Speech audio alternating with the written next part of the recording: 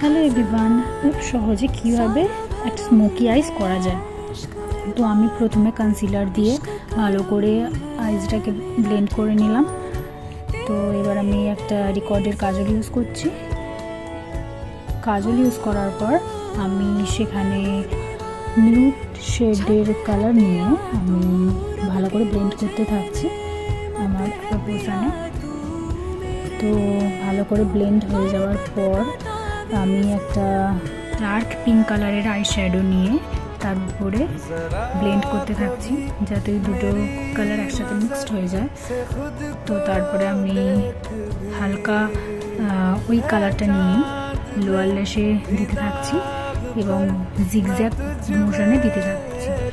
এবং তারপর আমাকে একটা ওর থেকেও হালকা কালার নিয়ে, তোমরা দেখতেই পেলে আমি একটা হালকা কালার নিয়ে ওর উপরে ব্লেন্ড করলাম এবং আমার একটা নিউ শেডের স্মোকি আইস হয়ে গেল রেডি। তো আমি এবার এটাকে আর একটু গ্লো দেওয়ার জন্য